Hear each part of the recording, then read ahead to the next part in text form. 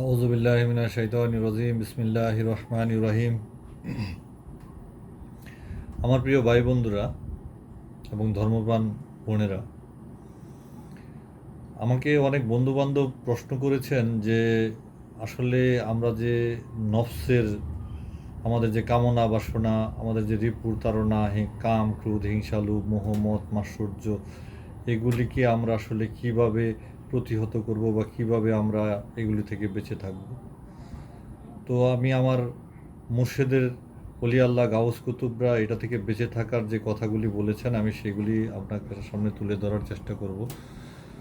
আল্লাহ তালা কোরআনে জিকির নিয়ে বেশ অনেকগুলি আয়াত নাজিল করেছেন।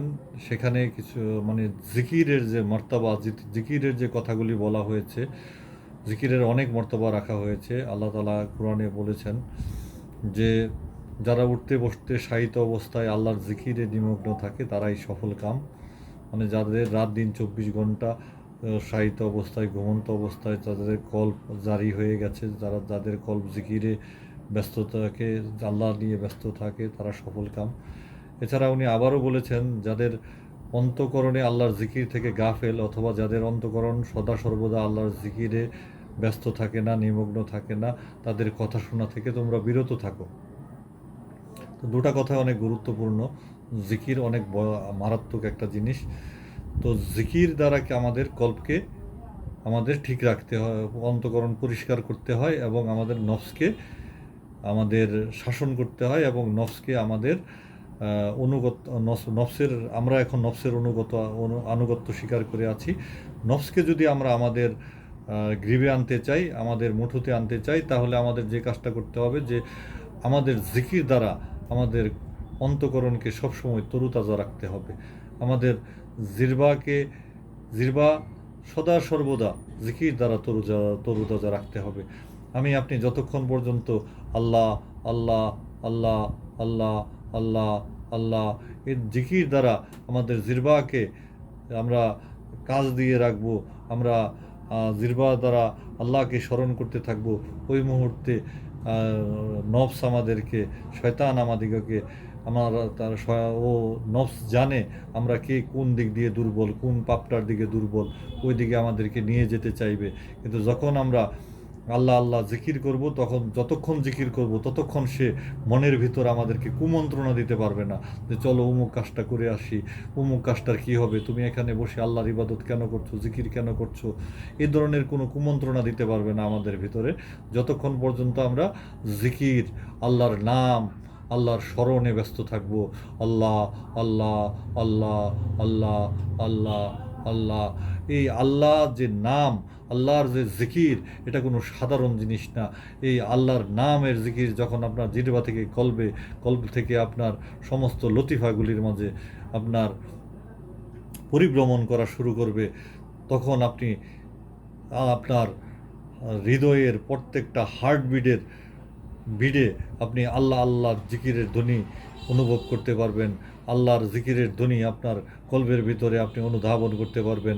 আপনার রক্তকণিকা, আপনার শরীরের লুমকূপ আল্লাহ আল্লাহ জিকির করতে থাকবে। এই জন্যই আশেকরা বলেছেন, আল্লাহ আল্লাহ ক্যাসা প্যারা নাম হ্যায়, আশেক কো মিনা और জাম হ্যায়। আল্লাহকে ভালোবাসে, আল্লাহর যখন আপনি নাম নেবেন, আল্লাহর প্রেমে পড়ে আল্লাহর যখন নাম নেবেন, ওই নাম যে কত মধুর হবে, ওই নাম যে কত প্রিয় হবে, এটা কেউ চিন্তাই করতে পারবে না। তাই চলুন আমরা সবাই নিজের জবানকে আল্লাহর জিকির দ্বারা তরুতাজা রাখি, এবং আমরা আল্লাহর শানে, আল্লাহকে ভালোবেসে রাত দিন আমাদের জিহ্বা দ্বারা আমরা জিকিরে ব্যস্ত রাখি আমাদের অন্তঃকরণকে। তাহলে শয়তান আমাদেরকে ওয়াসওয়াসা দিতে পারবে না, নফস আমাদেরকে কামনা বাসনা, লোভ হিংসা অহংকারের দিকে নিয়ে যেতে পারবে না। আমরা আল্লাহর দিকে মুতাওয়াজ্জু হই, তার কাছে আত্মসমর্পণ করি যে হে আল্লাহ, তোমার সাহায্য ছাড়া তোমাকে পাওয়া সম্ভব না, তোমার দিদার পাওয়া সম্ভব না। এই রমজানকে উসিলা করে আমাদেরকে ক্ষমা করো, আমাদের নফসারের উপর বিজয়ী করে দাও, এবং তোমার সান্নিধ্য, তোমার দিদার পাওয়ার মতো তৌফিক দিয়ে দাও।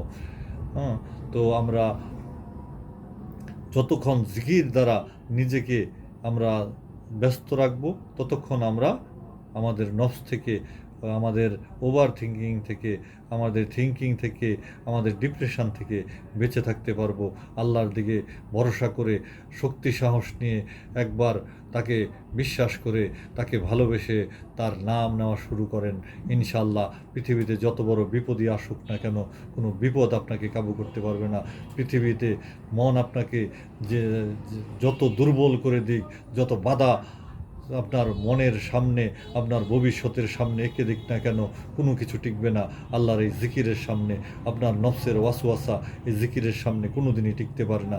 তাই চলুন আমরা সবাই এই রমজান মাসে, এই সিয়ামের মাসে রাত দিন নিজের জবানকে, নিজের জিহ্বাকে জিকির দ্বারা ব্যস্ত রাখি, এবং আমার মুর্শিদের দোয়ার বরকতে, ওলি আল্লাহর দোয়ার বরকতে বেশি বেশি ইবাদত আমিও করতে পারি, আপনাদেরা সবাই করতে পারেন, এই কথা ব্যক্ত রেখে সবাইকে বেশি বেশি আল্লাহ তাআলা জিকির করার তৌফিক দান করুন, মুরাকাবা করার তৌফিক দান করুন, নফল ইবাদত করার তৌফিক দান করুন। এই কথা ব্যক্ত রেখে আমি কথা শেষ করছি। আসসালামু আলাইকুম ওয়া রাহমাতুল্লাহ।